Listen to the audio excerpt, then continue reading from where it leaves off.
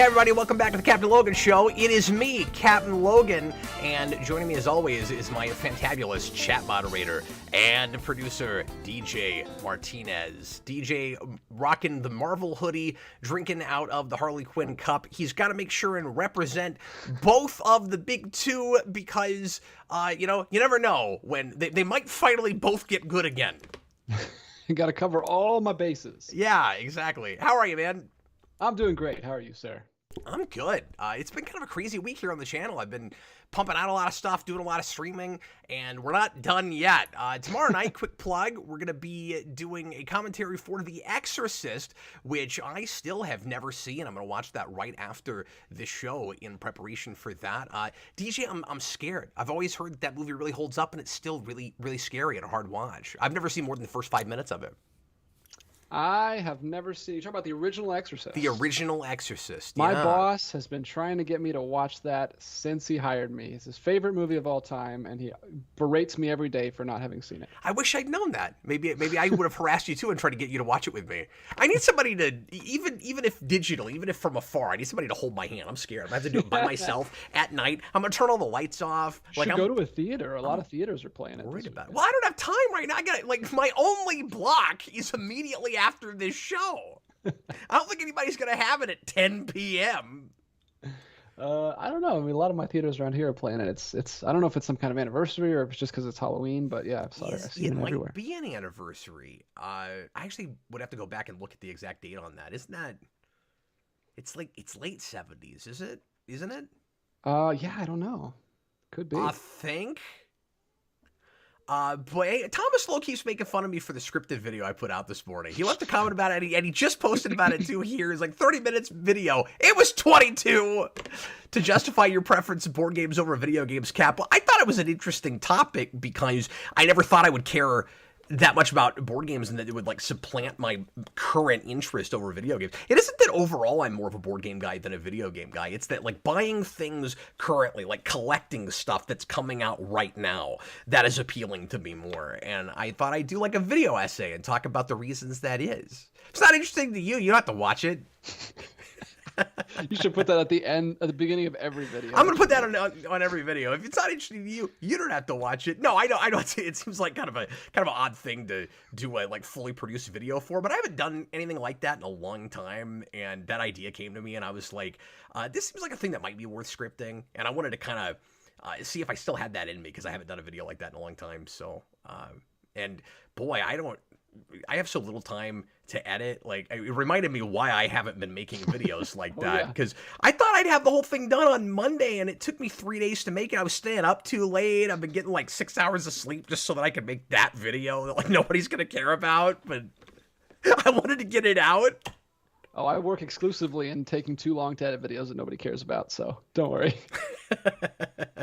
I mean, I've done a lot of that throughout my YouTube tenure, I suppose. Anyway, originally our plan, getting back to updates and channel news, I originally was going to do a commentary tomorrow night with Austin on Silence of the Lambs, and my wife really wants to watch that with me. She's never seen it, and I needed to move the schedule around so that I could include her in watching it, because we could not get that done earlier this week, and she and I have been kind of, ships passing in the night a lot this week. So we're going to do that next week. We decided to switch our schedule around. So Exorcist tomorrow night, because for a lot of you guys, this will be the first you've heard of it. In case you want to watch it ahead of time, watch it with a friend. Turn on at least one light in the house. I'm scared. No, you got to get the full experience. You got to turn all the lights off and give it its due. I mean, who are you, Todd McFarlane? You're watching Spawn, so turn out your lights. I just like to see it the way the creator intended it. No, me too. Absolutely. Although, if you take that too far, it means you have to see everything in a movie theater. You have to build a full size. I realize that you have a movie theater in your house, but it's like a house theater. You'd have to you'd have to have a screen that big in your house, and backyard doesn't count. Or watching it, making a drive-in theater in your house at your house doesn't count. That's not how it was intended. Not exact. Not really. Nah, just get as close as you can. And turning off the lights is the least you can do. The way I intended you to watch my movie was behind glass in your car, listening to the audio over the radio. You know, I've never been to a drive-through. I've done it. Drive-in, excuse me. No, it's an exhilarating experience. They ask you if you want fries and everything. And combined sometimes you can't even hear what they're saying, DJ. Oh my God. It's delightful. You'll reach your hand out the door. You'll drop money you're trying to hand to the attendant. You have to open the door and get it off the ground. It's an experience. You should go through a drive-through at least one time. If it's as exhausting as the Weird Al song that makes it sound, then I'm just terrified of it. And it's just like that every time. That's why you don't want to bring your significant other with you. Of course. I don't know what we were talking about. So Exorcist tomorrow night, 9:00 Central Time. Be there if you want to watch a scary movie with me and Austin. I'm somewhat excited about finally seeing that movie, and then we'll do Silence of the Lambs next week. Sometime soon, I'm gonna try to stream a little bit of Mario Wonder. That's coming out this weekend. I did a initial thoughts stream on Sonic Superstars. Did the first couple hours, gave my impressions of that game. So far my review is it's fine.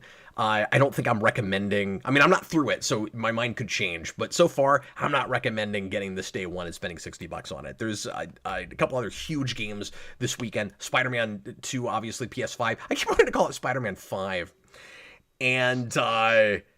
And then there is Mario Wonder. There's a Hellboy game coming out this week that's kind of a budget title. There's a bunch of stuff.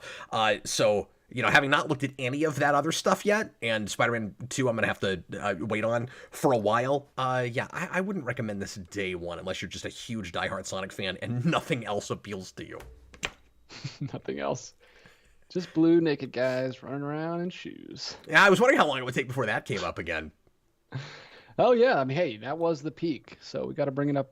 That's what happens when creators peak, is they just keep bringing up that same video forever and ever. You're gonna get a permanent position for like stupid tier list videos no one should bother making.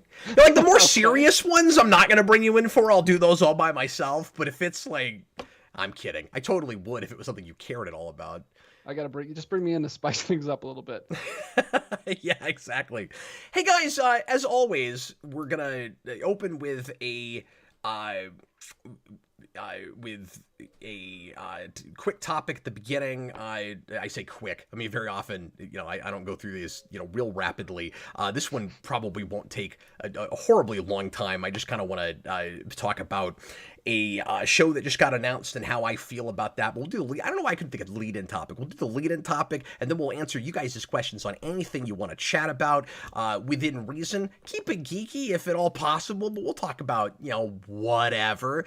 And you can leave a super chat in any dollar amount, which guarantees that we'll talk about your topic and anything that you want to discuss. But if you don't want to do that, can't do that.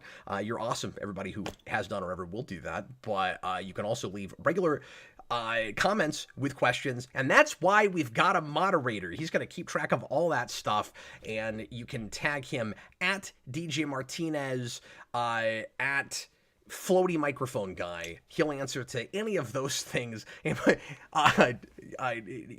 be the Midnight Ghost. Ooh, the Midnight Ghost. Is that a thing? I don't know. I was just trying to. You could be the Day Ghost. I feel like the night Ghost was like, you know, kind of obvious. I was trying to come up with like Midnight Ghost isn't great. You're not even like a stay up real late kind of guy. So. Well, lately I have been. Do you think of yourself as a night owl though? I like it. I miss it. I wish I could. Okay. I've noticed lately, I really miss driving late at night. I really like driving late at night. I went to a theater to see After Hours a few months ago, and driving home at like midnight with no cars on the road, listening to just music was. I forgot how much I liked that. It was very nostalgic from college. So it was called After Hours. You watched it late, and you went to a theater. So it sounds like you saw it as it was intended to be seen. Oh, I saw it in the It's also in New York City, in like a really crazy, dark part of town. I saw it in downtown Atlanta. I had the perfect experience with that movie. Oh, wow. One of my favorite movies of all time. I saw it 4 times in like a month. this year. Oh, okay, so that's an older film that was replaying. Yes, it's I've a never heard of that. Scorsese film from the 80s. Oh, okay, that rings sort of a bell now that you say that, but I don't know what it's about.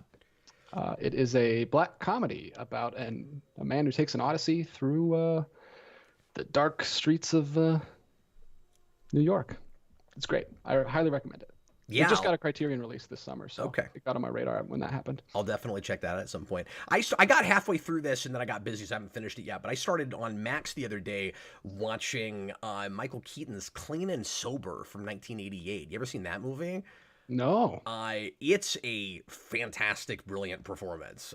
He is playing a like horrible human being, at least at first. I'm sure he'll like kind of get better throughout the course of it, is sort of the sense I'm getting. But it's one of those stories where like you're not exactly liking this person. You couldn't call him sympathetic, but like he's interesting, he's engaging, you're trusting the storytelling, so you know at some point he's probably going to turn his life around a little bit. Like he's causing all of his own problems, but you still kind of feel bad for him somehow. But yeah, it's quite good so far. I haven't finished it. Maybe it takes at the end, but I know people like that movie. Morgan Freeman's really good in it.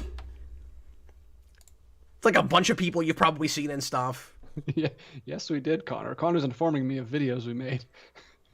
Oh, thanks, Connor. Every now and again, you know, look, I've got like 5,000 videos on the channel. Every now and again, I need people to just occasionally mention one. It's like, Cap, did you know that in 2011 you did this comic vault? You know, and honestly, sometimes people will bring up videos, and I'm like, I don't even remember making that. I didn't know that it. I've got so many videos.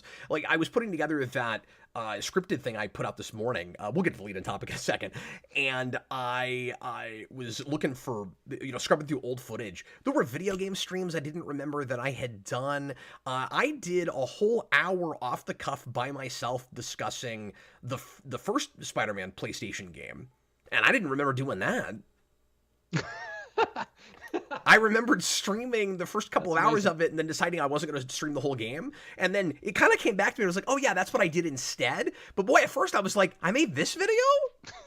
It's got 4,000 views? I didn't even know I made this. That's amazing. Yeah, I don't think Connor was reminding me. I think he was trying to get me to be a better YouTuber, and like I should have mentioned that I did a video on it when I brought the thing up. But I'm a terrible at plugging my own stuff. So we gotta. Well, context is key. And according to Star Trek Discovery, for kings, I guess.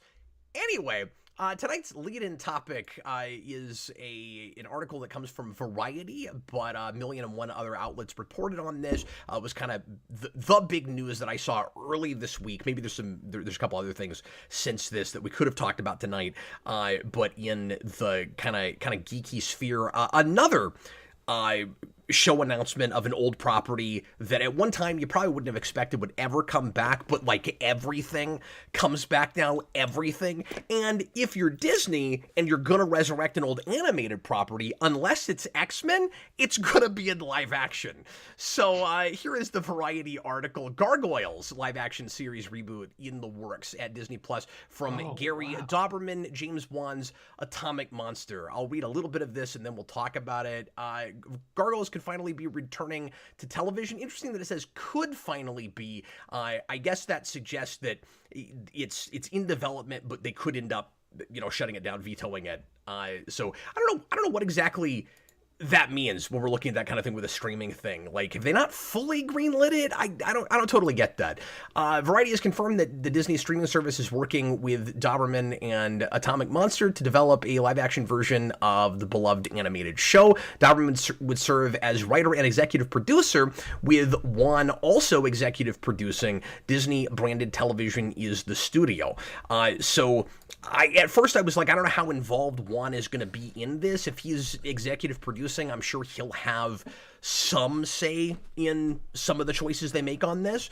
The current logline for the project reads, based on the cult classic Disney animated series, Goliath is the last of a heroic race of gargoyle warriors who once lived among mankind. Free from a centuries-long curse that turned him into stone, Goliath struggles to solve the mystery of his past. After centuries, I'm free! While watching over modern-day New York City alongside police detective Elisa Meza. So, so far, a couple things that you can take from that. they can't be very far in development, so take everything with a grain of salt. Who knows what ends up getting changed and stuff. But a couple things we can glean from that. First of all, it sounds like at least a couple of the major players will be the same. It wants to focus on Goliath like the cartoon always did, and there's going to be a female police detective that he works with. He's from the same time period. I imagine they'll still have the castle that gets brought over and put in the middle of New York City. I'd be shocked if they didn't have Xanatos, if they didn't have the villain. But, and some of you guys won't know anything about Gargoyles and won't know what I'm talking about, but I'll back off here in a little bit and explain why this does not excite me at all.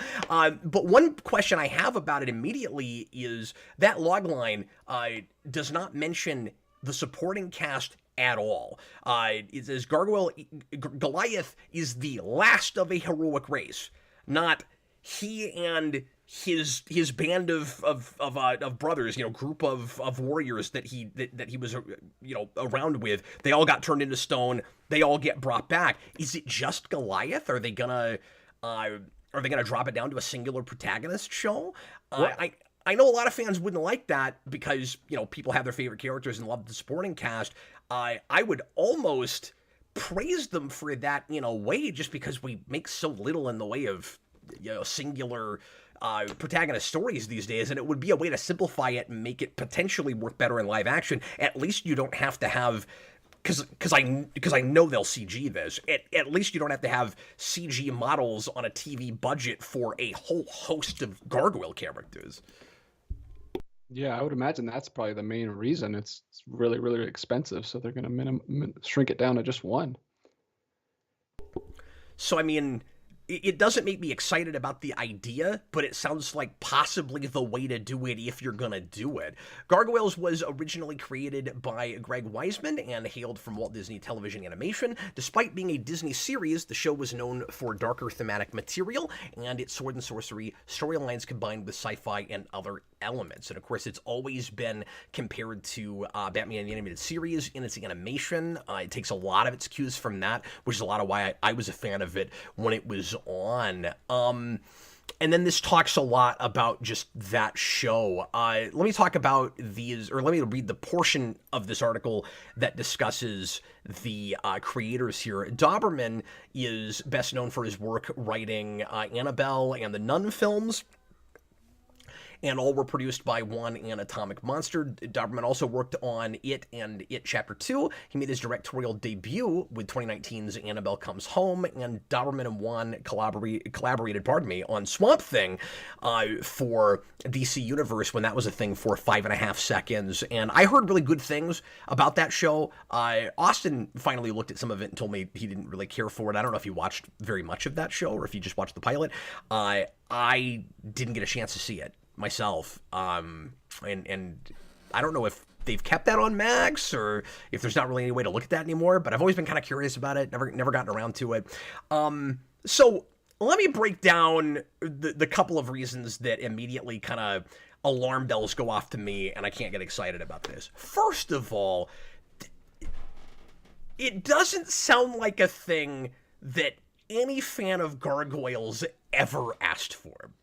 Like, could you do a good live action thing with this? Potentially. It sounds very risky, and I always complain that Hollywood doesn't take enough risks, but this isn't necessarily the right kind of risk, right? It could work. I always say you can make anything work, maybe. Could that be the thing that gets, younger people now into that property? Would people take it more seriously because it's live action instead of animated? Maybe, I guess. I hate that we have to validate everything with live action, and it's such a stylized, beautiful animated thing that, don't get me wrong, I would love to see Gargoyles come back in some form. This is the last form I'd like to see it come back in. Not live action, not television, not Disney Plus, which has had a not very good track record. Forget who's making it for a second, because I don't have a lot of experience with these guys. What little I've seen from James Wan hasn't really grabbed me that hard. The It movies are fine. I don't really know anything about the Conjuring and Annabelle and all of that side of horror movie, the horror movie universe. So I can't speak to that stuff. Is it a bad idea for horror guys to make that show? No, you got to rein them in enough so that it's not just jump scares and a gore fest, because that's not what you would want for this. You want a gothic horror kind of thing if it's going to go more that direction. And is it really going to be scary at all on Disney Plus if a more horror bent is what you were after, or is that gonna be like if this was announced on Hulu, I would immediately think there was a little bit more of an opportunity for greatness. But if you're gonna bring back Gargoyles, and again, keep in mind it is a Disney thing, DJ, I feel like, and I'm saying this knowing that you've never seen this show, but I feel like the smartest possible thing to do with it is bring it to the big screen, make it 2D animated again, and try to herald it as this great comeback for Disney 2D animation. It would be a wonderful property to do that with. That's what you do with Gargoyles. And if not that, if it has to be live action, at least give it a big screen budget. I'm terrified to see what that looks like on Disney Plus on the small screen. We couldn't even make She-Hulk look good. Like, what's it going to look like? What kind of money are they going to give to it? I hope that I eat my hat if and when it ends up happening and coming out. Don't get me wrong. I'm not rooting for it to fail, but boy, I can't get excited about any aspect of that. It all sounds like kind of a bad idea to me. Yeah, I mean, you can hope for the best. I don't know. Anytime we do like a live action version of a kids show, it always feels like CW dress up to me. I don't know. I can't think of any examples where it was like a great idea. And again, it's such a gothic stylized thing that like if you've got to do it in CG, I think there's a world where if you're only doing Goliath, and again, diehard fans aren't going to be happy with that probably, but you don't have to make this just for diehard fans. There's possibly a way to split the middle with this, absolutely. But if you hire the right actor, you get a real big, tall, muscle-bound guy who can also act. I don't know who that is, but you find that guy, and it's Goliath. There's people saying, like, if you don't bring back Keith David, you're doing it wrong. Well, Keith David can't be a live-action Goliath unless it's entirely CG and he's just voicing him. And I could see them doing that. They may. He's still acting. He was just in Nope last year. I could see that happening. But if you did it with full makeup and you maybe just did the wings in animation in CG, and you had really good CG for the wings, like maybe that could look cool. I doubt very seriously that that's what they do. It will probably be a 100% CG fest, and it will probably be 100% embarrassing. Or at least that's my fear. That's my worry about that with their track record. And also, I can't help but, and I know it's different people making it, but like, Disney has been hiring lots of different teams to do different live-action remakes. Even though this is from a cartoon show and not from one of their movies, I have a hard time not looking at it as, okay, Disney's doing another animated to live-action remake. They tend to, especially with the more recent ones, they tend to rush them out. They tend to not have a lot of reverence for the material in the first place. They tend to kind of forget what the point of the story was, and like kind of lose the plot. So it's hard not, maybe it's not fair, but it's hard for me not to be concerned that that's what'll happen with this too. Yeah, I've been much more on the stop doing the live action remakes lately. I was a defender for a while because they had done a few good ones toward the beginning, but yeah, I don't remember when the last good one was at this point. I'm the only person I know that really likes the live action Beauty and the Beast. I have issues with it, but overall I really like it. I mean, there's a couple that I think are quite good. Yeah. I didn't like that one, but for me, Pete's Dragon, Cinderella, and Jungle Book, which are all very early, and then after that, they just kind of, I don't see what the point is anymore. Gargoyles itself holds up great, and if you've never seen it, and you have Disney Plus, I implore you to go check out at least the 5-part pilot, which was also released as one kind of big movie, and it watches really great that way. Jason and I, in 2 weeks, are going to actually tackle that on the pilot show, so it would be a good time. And by the way, Jason, I gave him carte blanche to pick the next one after next week, and he didn't know about this news and just happened to pick Gargoyles, and I was like, that's amazing timing. I can't believe you did that. So this would be a really good time for our viewers that haven't seen it to take a look at it, because I'm about to do a review and commentary on that 5-part pilot, so it would be a good time to check it out, and then you can watch that along with us if you're so inclined. But real quick, the other thing I wanted to say about this is, keep in mind, too, that, and this isn't Disney, but we've been doing a lot of live-action versions lately of animes, and people haven't been happy with them. I don't know that there's really any of those that people have been, like, really happy, really impressed with, Death Note and on. And we're supposed to do a blind commentary on that Death Note movie, because I'm told that it's embarrassing and hilarious, and I should have done that tomorrow instead of Exorcist, but I forgot all about it. So we're going to go ahead and do what I promised Austin. We'll check out Exorcist. Ends of the spectrum on those two. Yeah, but we've been talking about that forever. And anyway, I thought about doing it for After Dark, which, by the way, I've got too much going on, so we're not going to have that tonight, but we'll do one soon. But I thought about doing it for just for Patreon, and I was like, nah, we're gonna do that for the whole channel. I bet there's a decent number of people that will want to watch that with us. For Defoe, if nothing else. But anyway, I digress. This isn't an anime, but it feels like that same sort of thing for me, where it's like, it just kind of continues that trend of everything's got to be done in live action, and somehow it looks more valid to people, except it doesn't ultimately. Like, a lot of the time when we do that kind of thing, it doesn't open it up to the masses that wouldn't otherwise watch it. It's just the fans that take a look at it, and then they're embarrassed by it, and then everybody has a laugh or is upset for a week and a half, and then they move on. Like, I'm not throwing the "you're ruining my childhood" argument at this. I'm saying you're kind of wasting everybody's time, except for the people that are being employed, that are going to get paychecks, and good on them. But that's about the only people that this is going to be for, unless it's excellent.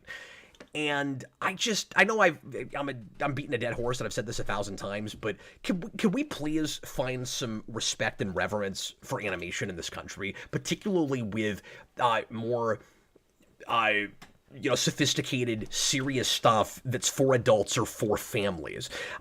Because Gargoyles was a thinking person's thing, and it'd be great to get kids to look at that, and it's wonderful for adults also. Bring that kind of stuff back and do it in animation. That'd be lovely. I also don't think it's fair to Greg Weisman. It would be like rebooting, not with the animation bit of it, but it would be like rebooting Babylon 5 without JMS. It seems kind of wrong. Like it's that guy's baby, but we've got to turn into something else. So I don't know. I'm not like upset and freaked out and weirded out by it on the level that I was like the Powerpuff Girls pilot that almost happened with CW. But I think it's a bad idea for some of the same reasons. Well, we'll see. I hope for your sake it's good, man. You need a win. Yeah, well, and I mean, I don't have to watch it. It's not really that big of a deal, I guess, if it's not. It's just the sadder thing is, especially if it's not good, oh well, you could have brought back animated Gargoyles. You could have done that.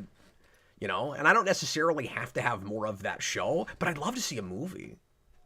That's the thing I'd really like for this. That is not one of those things that has to be serialized. You could do a great Gargoyles movie, reboot or otherwise. And I would not mind an animated reboot of Gargoyles, necessarily. And we'll see when X-Men 97 comes out if they're good at redoing old cartoons. You might not want that either after you see that. Who knows? Absolutely, yeah. Well, and I also apologies. One more point I wanted to make. I said this was going to be short, and then 1,000 things came to me. The other thing is, That's not to say that there's not an interesting update you can do with Gargoyles, because 25, 30 years later, technology has progressed us so much further even than we are when Goliath first shows up in the early 90s. I can only imagine how much more culture shocked and confused and bewildered the Gargoyles would be coming from medieval times to now, having to deal with with the internet and social media and all of those things, and how maybe even stranger it would be only operating at night in 2020 whatever than even in the 90s, when they turn to stone during the day and then they come out very dramatically every time out of their stone at night. I think that would be even weirder with the technological progressions that we've made now. And so there's definitely potentially some cool stories you could tell with them. Well, I'm just waiting for the crossover with the Gargoyles from Hunchback of Notre Dame. That's when I'll jump on the bandwagon. Be more or less the same thing, I guess, except you've already got your comic relief ones in Gargoyles too. So you could pretty much just take those characters and transport them to the Hunchback movie, I guess. That'd be all right. But yeah, like Goliath, I feel like it is possible maybe to do at least partially in live action. Most of the rest of them are a little bit too non-human looking. Like Brooklyn and stuff, like some of those characters. And there's one that's like very dog-like and doesn't talk. Like I don't know how you do him in live action. So it would have to be a CG fest. And I can't get excited about that, based especially on what I've seen from Disney Plus recently. All right, let's go ahead and start answering some questions about whatever you guys want to chat about. Leave super chats if you're so inclined. And again, that will guarantee that we talk about your topic. And you've got me for another hour and a half. In about a half hour, we will take a quick break and come back for the second half. And it is you guys' show now. So make it exciting. Here we are now. Entertain us. Or make it bizarre and crazy, because that's been the trend. And we're all about keeping up with the latest trends here on Geekvolution. Shall I jump into the super chats? Absolutely. All right, Mutale with the first one of the night. Who has better crime stories, Daredevil or Batman? Well, see, I have to just go off of what I have read, obviously. And I think it's probably kind of neck and neck, considering that some of the best crime writers and detective writers in comics in all eras have written for both of those characters. Batman's got the edge in that he's been around longer, and so you had some good crime stories even before the 60s, particularly in the early days where he was allowed to be the darker, more noirish kind of vigilante. But you got Greg Rucka with Batman. You've got Miller with Daredevil. You got Bendis with Daredevil, who's a wonderful crime writer. He starts in that place with Sam and Twitch, so I mean he was obviously perfect for that character. And then you got Chuck Dixon, and I think he's a pretty good crime writer. So I could go on and on and on. So yeah, I'm gonna say it's kind of neck and neck. Not to cop out on it, but I don't think I could necessarily put one over the other one. I think Daredevil, maybe for my own taste, more often does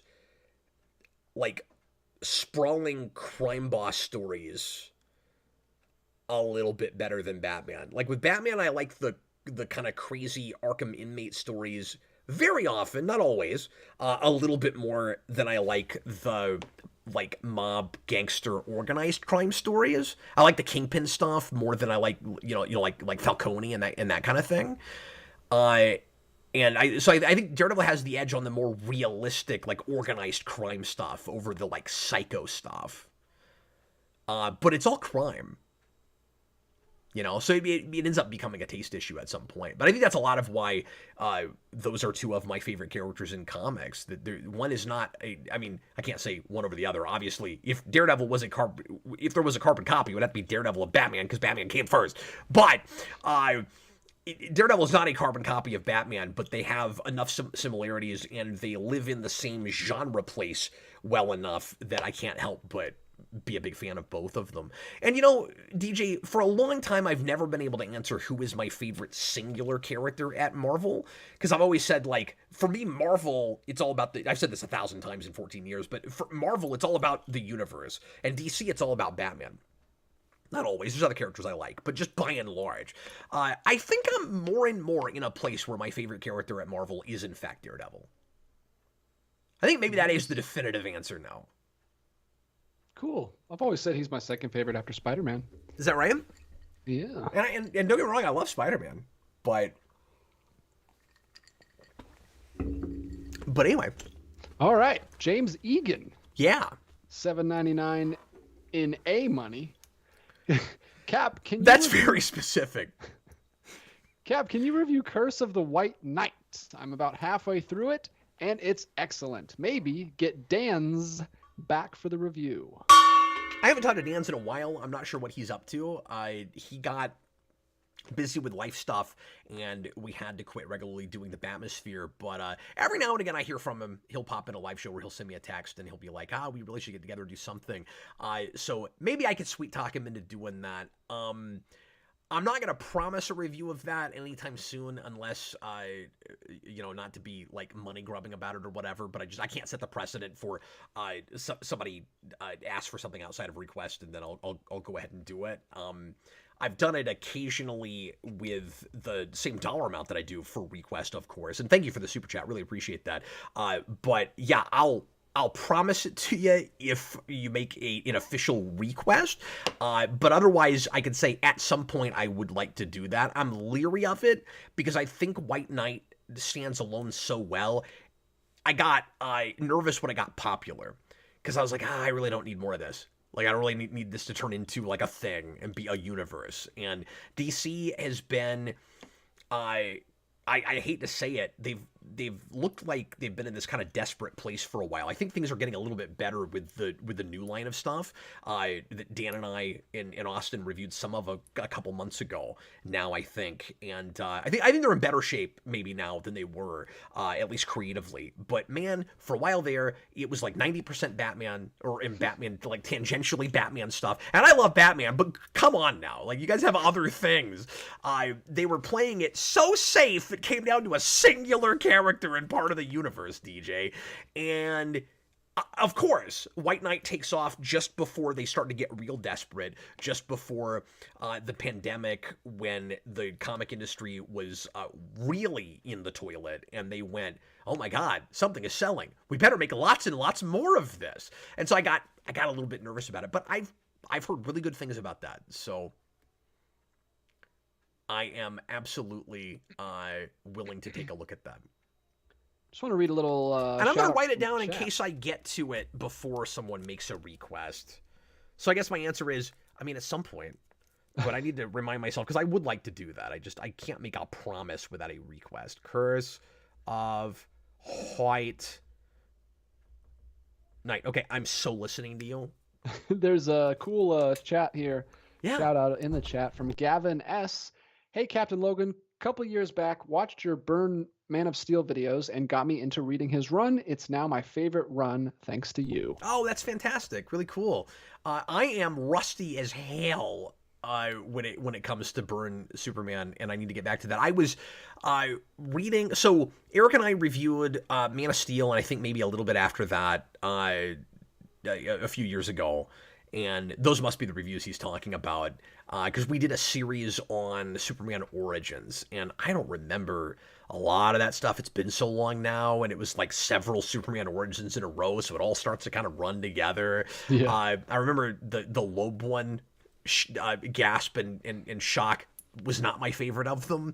But anyway, I loved what I read of that. I started going back to some of it a few months ago, and actually, you just reminded me, Dan and I in Austin were talking about doing an overview of some of that run, that I haven't talked about on the channel before, and we just never got around to it. So hopefully at some point we'll end up doing that. But glad to set you on the right path with that. Glad you're enjoying it.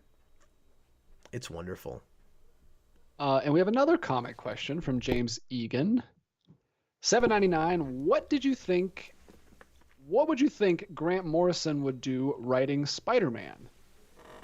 And thoughts of the Disney Plus MCU shows not having showrunners. Uh, it'd be psychedelic and wacky. I can tell you that. It'd be. I don't know how to answer this very specifically because you expect Morrison to be weird. You expect to not immediately be able to follow what he's laying down, and then eventually it will maybe all kind of come together. Sometimes it's super meta, sometimes it's not. I feel like what you have to expect is the last thing you expect. Like you go in, you think you know what you're gonna get. It's not gonna be that, but it's gonna be real unique. So I don't know. Like I could have seen him doing something kind of like Spider-Verse. And I wish he had been the one that had done that because I hate that stuff with Dan Slott.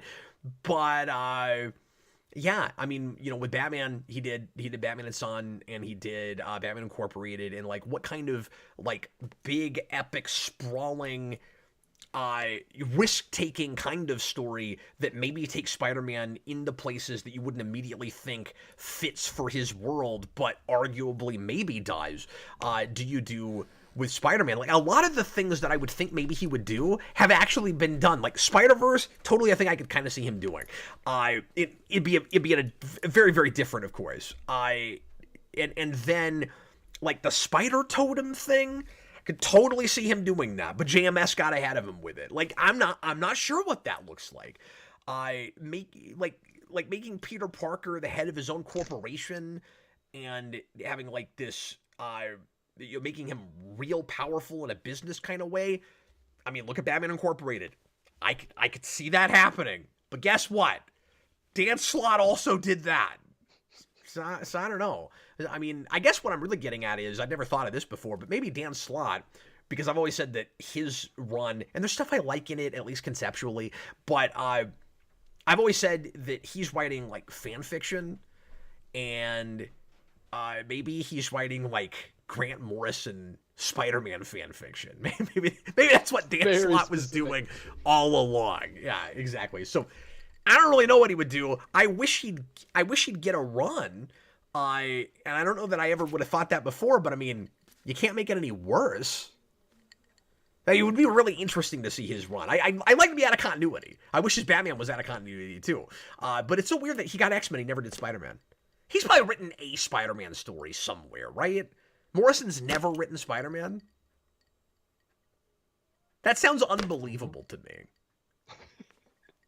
Anyway. We don't believe your super chats. But he has a second part. You want to answer that second part? He's like, you want to slow down there, son? Yeah. What's the second part? Did we already hear it? Yeah. Thoughts on the Disney Plus MCU shows not having showrunners? Oh, somehow I completely put that out of my brain because I was like, Morrison. He broke my brain. Is what happened. I was like, Morrison Spider-Man. What the hell does that look like? Okay, read that one more. So, what doesn't have showrunners?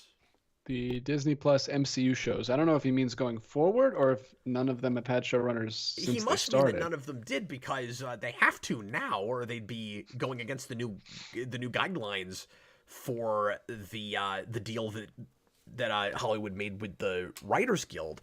It's not surprising, but I want to say we kind of knew that. Like, was that news? Because if it was, it surprised me so not at all that it didn't sound like news. Like, I know people have been talking a lot lately about how those shows were basically just run by like corporate producer people and not really creatives, but that kind of sounds like business as usual over there. That's not really surprising. The showrunner is just the Marvel machine. Yes. Basically. Yeah, well, and from the very beginning, and I think some of us actually this made us feel better about it. I think some of us expected some quality control because of this, and it didn't really work out that way. But from the beginning, we heard it's not going to be really separate departments. Like, it's going to be all one well-oiled machine like it has been. And up to that point, there were a couple of duds here and there. There's stuff that we didn't like. Ragnarok is unfortunate nonsense. There's stuff to me. There's stuff we don't like. Iron Man 2, not a great movie. That second Thor movie, really the Thor movies kind of suck, except for the first one, which is just fine. But and for different reasons until you get to the last two, and then they suck for the same reasons, but people didn't notice until that second one. But is how I look at it. But anyway, so for a minute there, it was like, well, I mean, they've had a good track record. You've been able to more or less trust their quality and their storytelling chops. Maybe some of it gets a little bit samey, but like I'll take that over not even trying and floundering and having no idea what you're doing. And then what it kind of turns out, I think, is that, obviously the big problem is they made too many things at once, and you had a hard time with quality control because of that. You didn't start with ideas, you started with properties and then give them to somebody, as opposed to somebody pitches a story with a character. That's where you should start always, right? Is like, it'd be cool if we did this character. Okay, what's the story? Oh, you don't have one of those? Let's not do Moon Knight yet then. But I think what happened was the format just didn't translate, where it's like, we're going to do 8, 10, 12 episodes, and we're going to do the same structure we've always had with our movies. Here's an idea. Why don't you just make what do you call movies? Like what they should have done if they were going to stay in that department, because TV and movies, and I'm saying this with hindsight, a lot of us trusted it when it turns out maybe there wasn't enough cause to, right? Where it's like, well, you're going to have more time to really flesh out characters, really get into them. Oh, you're not going to do that. You're just going to stretch things really, really thin. Sometimes we did that okay. We did that all right with Hawkeye until the very end. We did that okay with WandaVision. Like, that's the other thing, too, is from the start, it seemed like they realized there was a difference between TV and movies. And then slowly as it went along, it seemed like they were forgetting that. It's really, WandaVision is a TV show. It is a TV show. Straight up. Indisputably. Then, I think Hawkeye is a TV show. It's a different kind of TV show. It's not as episodic, but I think it's plotted more like a TV show. Mm-hmm. A miniseries, anyway. But boy, if this was going to happen, why couldn't more of them, if not all of them, just be like smaller budgeted movies in the first place? I think we'd be in a very different place, DJ, if they had said, maybe they'll do a couple of miniseries, but we're not going to have Loki. We're not going to have, and I like that show more than other people, but we're not going to have like an ongoing show with multiple seasons. We're just going to do movies. Maybe some of them will be like 2.5, 3 hours. We'll have some longer ones. But like, they're not going to have the big sprawling budgets of the movies, but we're going to give them the budget. We're going to pick properties that make sense to do on a TV budget, and you're not going to watch it and go, TV movie. You're going to go, maybe even big screen worthy movie. You just didn't pick the kind of stuff that you needed 5 billion special effects shots to make. And you know what should have been a good candidate for that is a low-key like spy show with a guy who just has a metal arm and a guy who flies occasionally. That could have been a great lower budget thing. Right? Yeah, absolutely. Man, I don't know why they didn't make that. And a Nick Fury show. You should have been that. I don't know why they decided to make She-Hulk as a Disney Plus show. Like, I don't either. You don't have the budget, man, to have, and definitely don't put Banner Hulk and Abomination in it. Like, at least limit yourself a little bit. Why would they act like they had unlimited budget for that show? That's how they treat them too often. Yeah, absolutely. She-Hulk should have been a Deadpool movie. Like, just make a fun comedy like Ant-Man, but with She-Hulk. And don't get me wrong, Moon Knight is one I always wanted to see go to TV. But I, like a lot of people, I wanted to see that, handled like Netflix was handling those, and not boring and confusing, which was the experience I had with it. Mutali says, well, the specials serve a balance. How well did they balance out anything? I mean, you had the Guardians Christmas special, which I adored, but it didn't make all those long, boring TV shows any more fun to watch. You know what I mean? Like, yeah, they gave us a little bit of variety, and that's good, but more of them were sprawling, kind of boring, or not well thought out, or not properly budgeted, et cetera, et cetera, et cetera, TV shows, you know? Yeah. And you didn't like the werewolf one? And I didn't think Werewolf by Night was particularly great, although I need to watch it again because, to be fair, I only saw it the one time when we talked a little bit over it. So, and I was watching it with Austin, who was way more down on it than I probably was. So, I'm just trying to be fair to it, but I still don't think I'm going to love that when I go back to it. Yeah, I forgot about it. I still haven't watched it. Maybe I should pop it on since, well, I don't have Disney Plus right now, but it's spooky season. I should maybe try to check it out. Until says it's really not confusing. See, and people who were really invested in that show keep telling me that, but I couldn't get into it in the first place. So it was confusing to me because I wasn't latching on to the right plot points, I guess. I didn't know what was going on through half of that. I didn't care either, which was part of the problem. So yeah, maybe it's not if you're really into it, and if you were able to follow that because you were invested in that character and it spoke to you on some level it didn't me, that's great. More power to you. But I know I'm not alone in this. So something was off with that. I've heard that one. Yeah, that one's like really divisive. Like I've heard a lot of people say it's one of the better ones, and then a lot of people hated it. So I guess it's a love it or hate it show. And I didn't hate it. I was frustrated with it because there's a moodiness and a style to that a lot of that is lacking that I really did appreciate. And I thought until toward the end, it looked pretty good.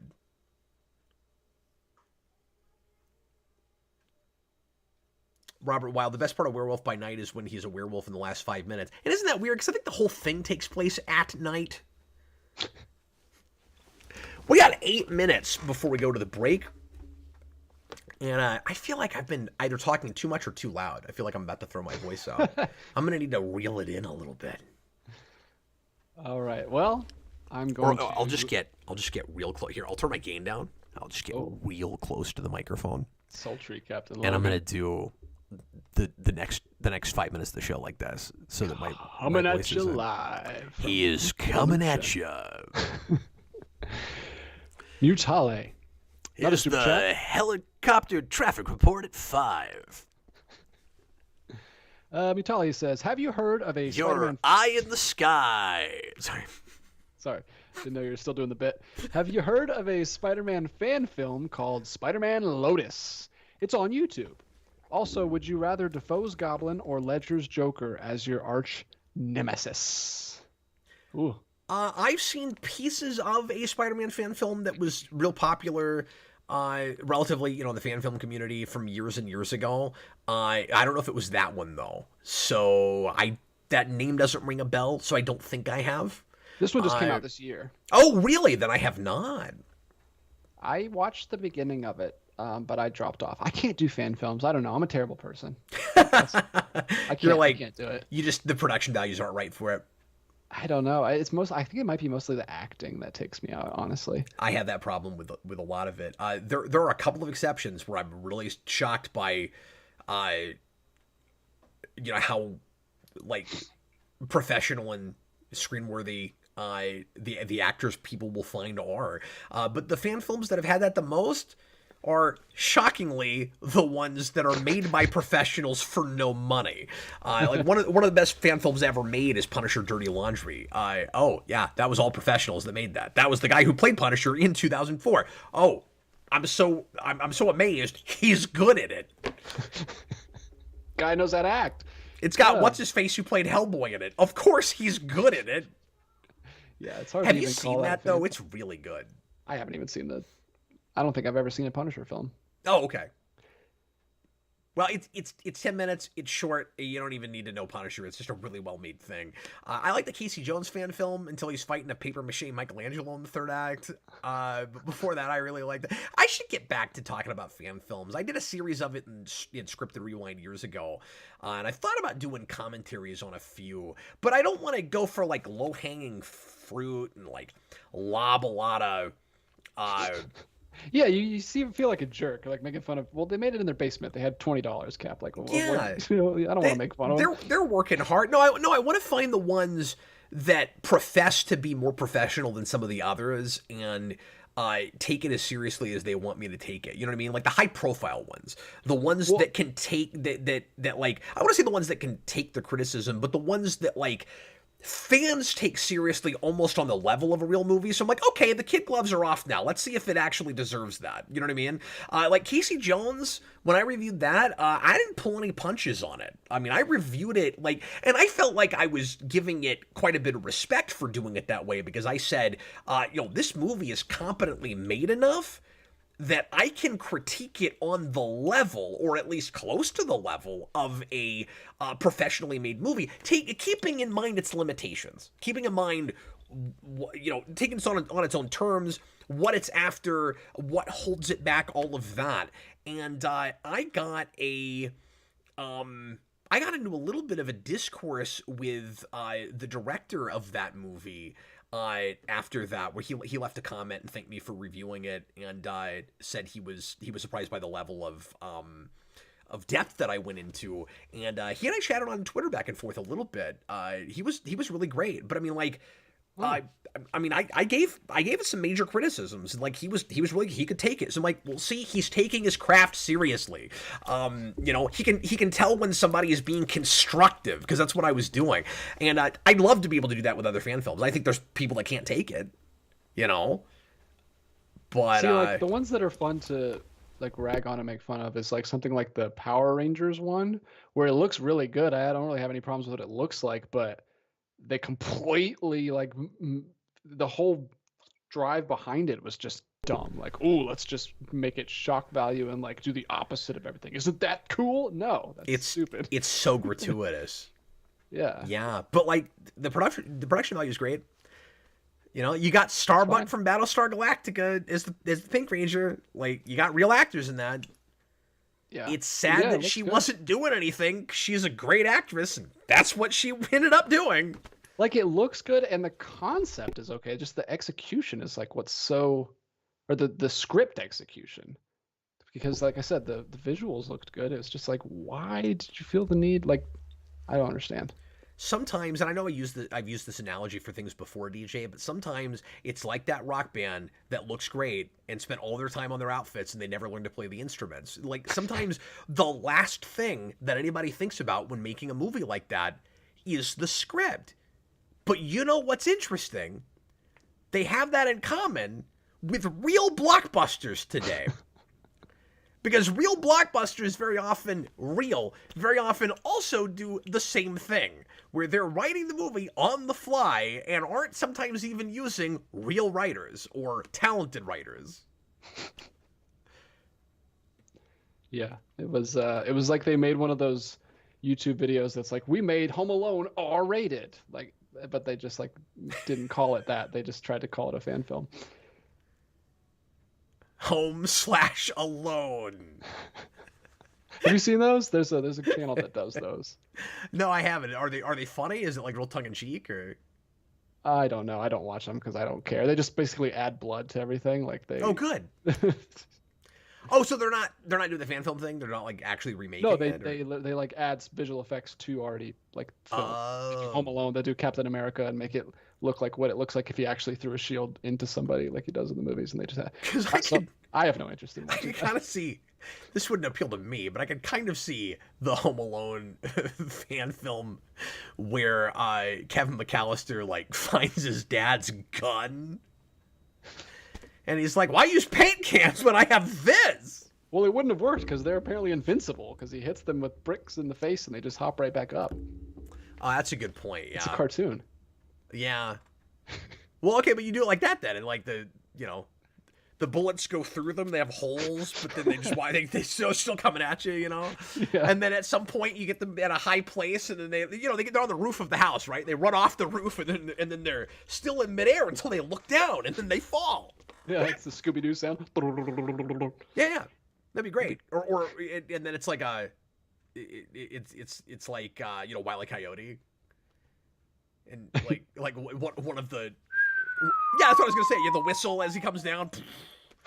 he holds up a sign first that says hey, "Oops" or whatever. James Egan, No Way Home feels like a fan film. Okay, watch DJ, see if he agrees with you, and go. It felt like a Universal screen ride to me. That's what I called it in my review.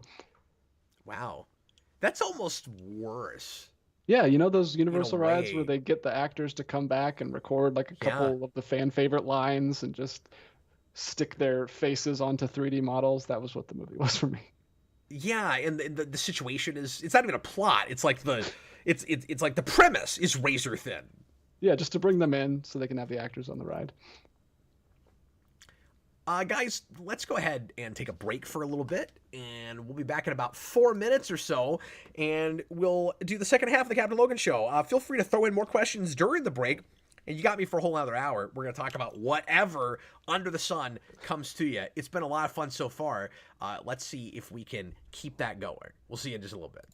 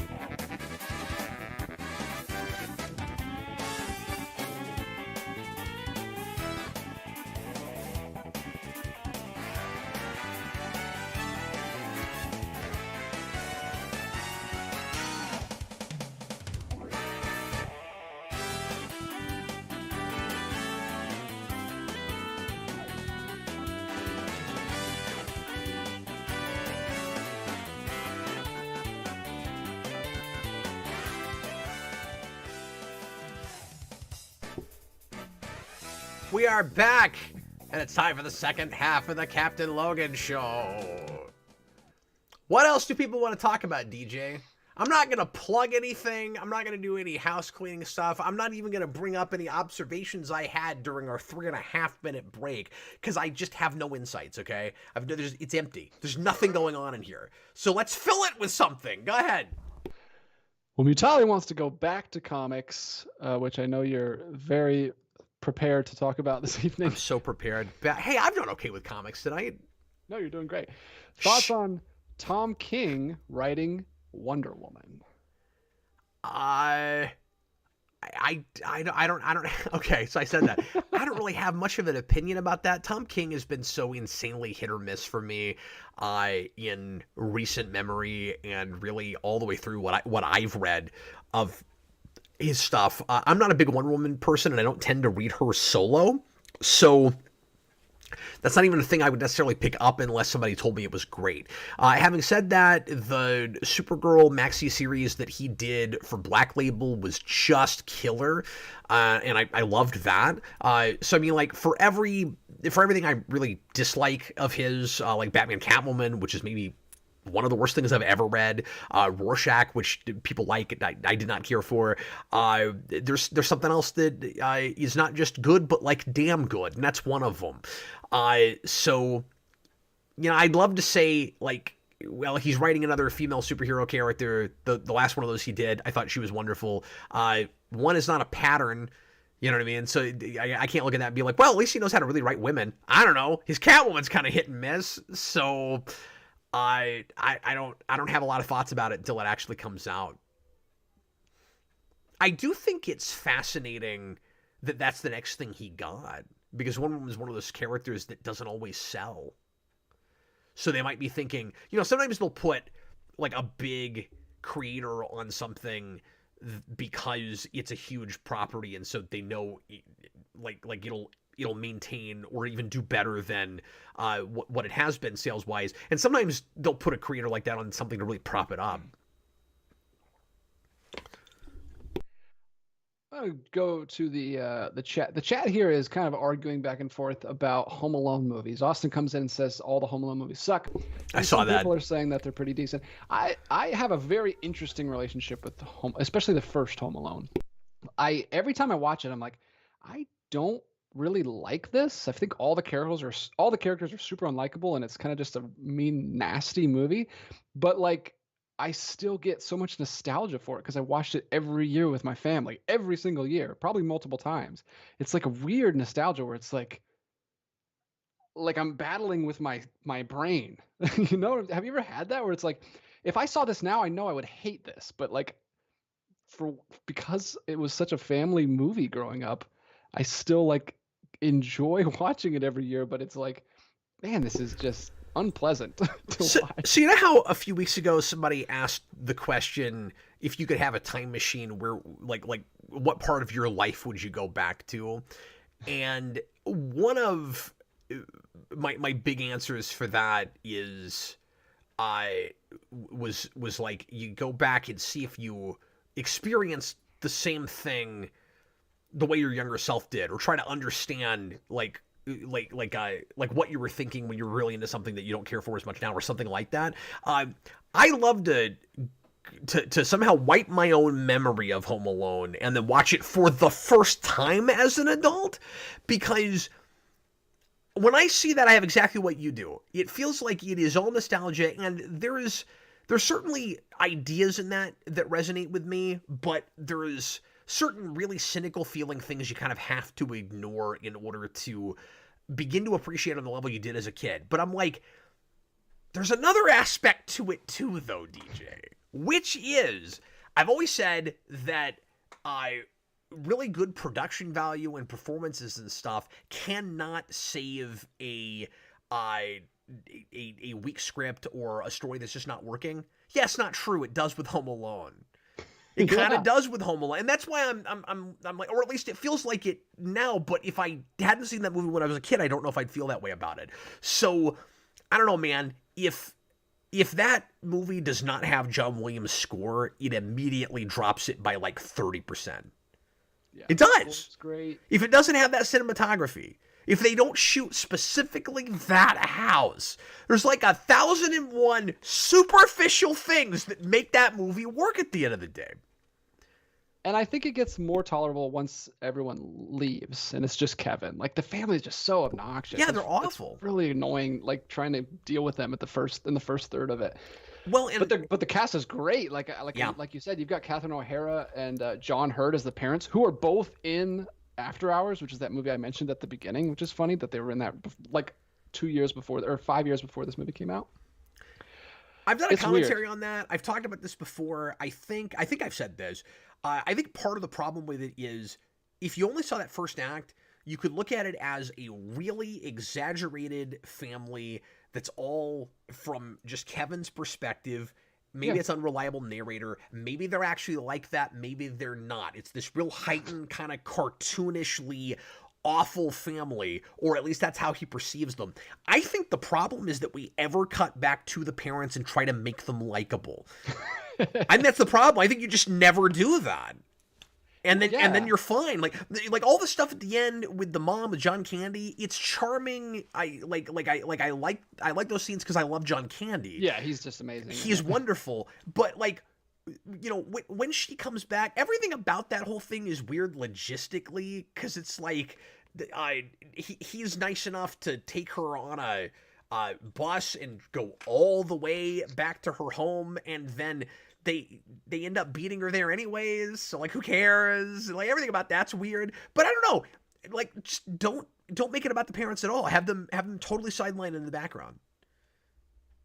Yeah, it's interesting. I don't know. Like I said, I can't even separate. I don't know where the nostalgia ends and where especially I have that with Christmas movies, especially because we would always watch Christmas movies every single year, and it's like because I don't usually have that much nostalgia, but Christmas movies for some reason, because I watch them every single year with my family specifically. I don't know. It's like, and it's shot in up north where I'm from, and we don't get to see snow like that anymore. So even the setting is nostalgic for me. It's weird. Oh yeah, good call. My wife hates that movie. I have to almost sneak around her to watch it. You know, like I mean, not really. It's not like she won't let me watch it, but I think she is a little bit unsure about what age our kids should be to see that movie. Yeah, and that was an interesting one. Which is understandable, right? Like, because the whole thing is supposed to be, you know, I've never had this thought before either. And I know you're not a Jim Carrey person, but a little bit of it is that, like, cathartic thing I had when I was a kid with Jim Carrey, where it was like, you watch somebody get wild and wacky and do all the things in public that you would never do and you're not allowed to do. And, like, that's exactly what that was for kids. It's this catharsis thing. And what parents were worried about is that their kids would go around and start acting like that. But if you're at least this was how I was, if you're well-adjusted enough, there's not any part of you that thinks he's a role model, I should act like him. It's that, like, not dark part of you, but mischievous part of you that would love to do these things. And so you enjoy it vicariously, and then you're a well-behaved kid after that, you know? Yeah, there's a lot of that. Like I remember watching the Three Ninjas movies. There's a lot of movies where kids are like beating up adults. For some reason, we were doing that a ton in the 90s. That's the 90s, yeah. Nickelodeon, blame them. If your parents try to stop you, just throw it in their faces. Maybe, yeah, I don't know. That's interesting. That every time that she hears that John Williams score, she's like, "Is that Home Alone?" And then she comes in, and you have to hide in your bedroom and watch it where Sarah can't see you. But I haven't shown my kids that yet, obviously. I saw that one kind of young, which is interesting because my parents are usually pretty strict about movies. I don't know. It gets by people. It's a family classic. And then when you watch it with your kids, you're like, oh, wow, this is worse than I remember it. Or not worse, but like more vulgar than I remember it. Yeah. I have that with movies a lot. And how much of that is because when you're a kid, you don't know what some of the subject matter's about or what some of those words mean. Just with movies in general. You'll go back to something and you're like, oh, this is way more sexual than I realized. I didn't know what sex was when I was a kid, you know?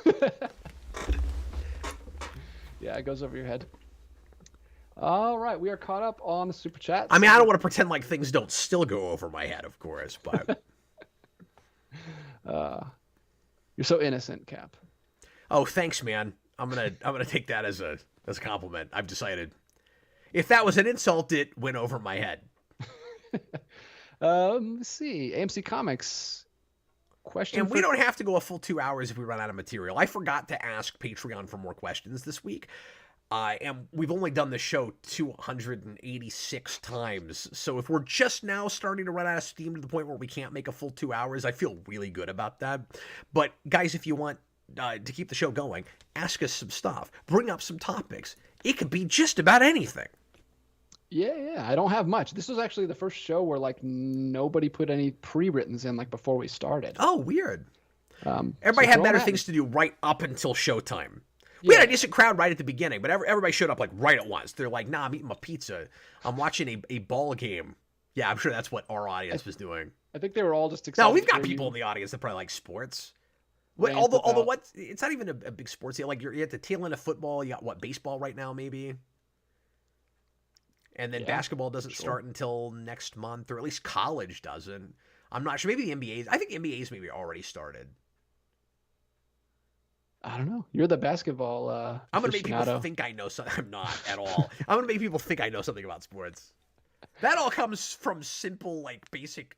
I can't even say channel surfing because everything I do is on demand. But something I will give streaming services right now is that they're starting to do a lot of them more live material, especially sports, and I commend them for that. That's pretty cool. That like they're allowing people to cord cut a little bit better with some of that. I mean, if you want to keep up real hard with a sport, you still kind of need cable or a service that gives you, access to a lot more games. But if you want to casually like watch some baseball or watch some football or whatever it is, like that's kind of available to you on a nightly basis right now, which is kind of cool. Like Peacock does live sports, I think. Max has started doing it. I was really surprised to see that. Max had live baseball the other day. I was like, that's really cool. Like, whether you care about the sports or not, it's just kind of nice that they give you that. Have you ever seen, sorry, I just thought of this because we're talking about John Hughes and Home Alone. You ever seen, it's basically like Ferris Bueller meets Home Alone and it takes place all in a Target. What is it? Movie? What is it called? I don't remember. I've not seen that. Does that sound like something I would sit down and watch of my own accord? I think it was the 90s. That's a request premise if I've ever heard one. It was like it's Career Opportunities. No, I've never heard of that. It's like Ferris Bueller, but it was one of Jennifer Connelly's very first big roles. Not first big roles because she was a child star, but like one of her big, like, I know people had like a sexual awakening with that movie with her. Because it's basically just like they're just stuck in a Target all night long. It's just what him and year her. was that? 91. Oh, okay, but that's a real early Connelly. Yeah, absolutely. She can't be much older than 20 in that, right? Yeah, I wouldn't think. Yeah, around that. Because if even that. Because she looks like she's in her early 30s when she's doing stuff like Hulk and. Yeah, way younger than that. I don't know if you've seen that. It's like that. Yeah, 91 Daniverse. It was not good at all. Oh, okay. Recently, but it was unfortunate because I was like, wow, that sounds like a fun premise. Stuck in a Target all night. I didn't even. Yeah, it was weird. Very weird movie. But I didn't think you were a big I don't know. Was it billed as a comedy? Yeah, it's basically like a rip off Ferris Bueller. Okay. Like he talks. He's like a scamp. He's like this mischievous guy who's like a pathological liar, and then gets himself in this situation. Like, people will give me crap about this. I've still never seen Ferris Bueller. I know almost nothing about that movie. Like, I know it's popular. I know who's in it, but like, I don't. When you say it's like that, I don't know. I don't know what that movie's like. I couldn't tell you. It's not. That doesn't sound like my thing. I would be curious to see. But like, are you into those kind of movies? I did not like Ferris Bueller. Oh, okay, there you go. Blasphemy, but I didn't think that was your kind of thing. So I'm just surprised that you watched the Stuck in a Target movie. I don't know. It seemed like fun. I watched it with Grace. I was like, hey, you love Target? Let's watch this Target movie. I thought it would be like a fun. I don't know. It was. But DJ, there are places where that kind of logic breaks down. Imagine this, okay? Imagine if I go to my kids. You like using emojis? Let's watch the emoji movie. You guys like Spirit Halloween?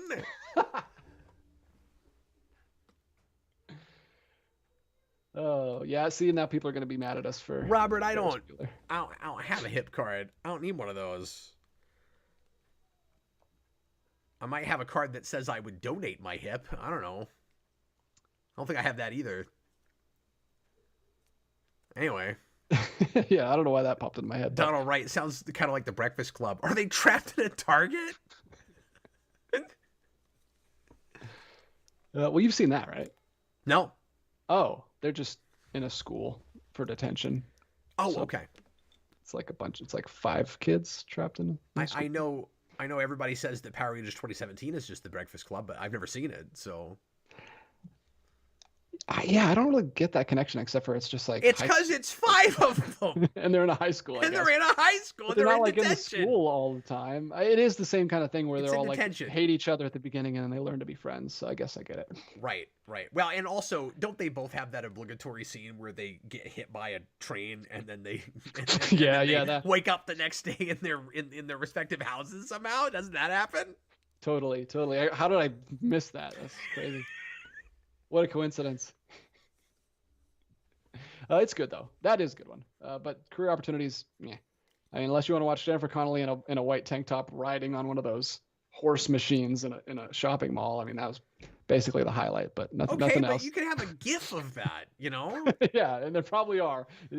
Done dozens of them. I'm sure there are. There was a missed opportunity with that title. How is that not called Trapped in a Target? Especially, yeah, it's like it's the most product placement ever. It's just like Target everywhere. Why don't we do more descriptive titles like that? Because especially when you're doing a comedy, I think that gets you there faster than a real generic title that's just like somebody's name. You know what I mean? Like Snakes on a Plane. Like, I know everybody hated that movie, but part of the reason people went to that is because it's a descriptive title that tells you exactly what it is, and it sounds like a silly boot. Like Paul Blart Mall Cop, you know? If Mall Cop wasn't in that title, it probably doesn't do as well. Yeah, but I feel like you could have just called it Mall Cop. I never understood why they put Paul Blart in there, just because it's a funny name. Yeah, it's just a silly sounding name. They're trying to get it popular. It sounds like maybe I say this too often. It sounds like an SNL movie where you're expecting Paul Blart to be a character that came out of a sketch somewhere that everybody knows already. That's why his name's in the title. Nope. It's just it's so weird. But then you get the flip of that though, where like Austin Powers cannot just be called the International Man of Mystery. Yeah, that's true. Like that doesn't that doesn't work. And that was also not a character that came out of a sketch, even though it looks like it could have been. You know, Coneheads cannot be called Beldar, you know, or Primat. Can you imagine if that movie was called Beldar and Primat? I've never seen that, so I'm hearing these names for the first time, and that's amazing. Yeah, those are the names of the cone. That's Dan Aykroyd. Beldar Conehead. And I haven't seen that forever. The only reason I remember those names as well as I do, DJ, is because I had the action figures for them, and they had stands like the Playmate Star Trek characters did with their names on them. Oh. So in my toy box for years and years, I'm occasionally seeing these stands that say Beldar and Primat. I need to thank you. I keep forgetting to do this. You're welcome. I am sure. Your Ninja Turtles tier list unlocked something from my childhood that I've been trying to figure out for decades and decades.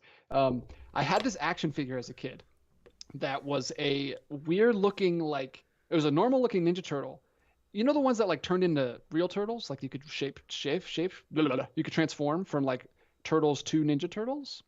It wasn't that. It was like a skinny, like looking muscular turtle underneath the real turtle. Like it was a Ninja Turtle and you took it off and then he was a different turtle underneath.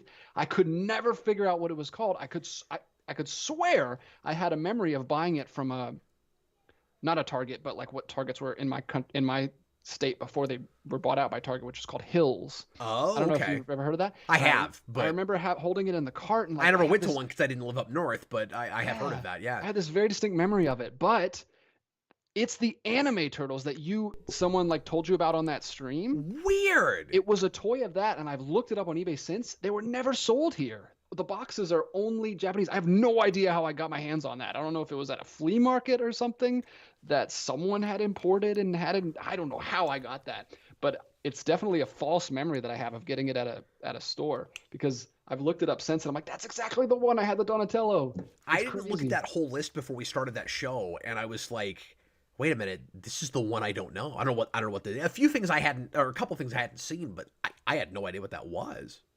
Yeah, it's called a Takara TMNT Ultra Turtle action figure, vintage, and it's $200 on eBay right now. So I'm never going to be able to relive my childhood. But man, that was crazy. That I don't know where I got that from. It's a mystery, man. But thanks for finally telling me what that was, because I've been trying to find that toy for decades now. Oh, you didn't tell me what it was, but the fact that I found out that there was an anime led me to. No, that's great that you found it, though. That kind of thing will drive you absolutely mad.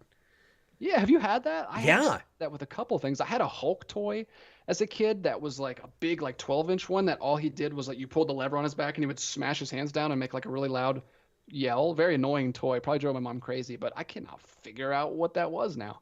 It was and it was a blue pants Hulk. He always stood out to me because he had blue pants and a white shirt or white torn shirt on him instead of the purple.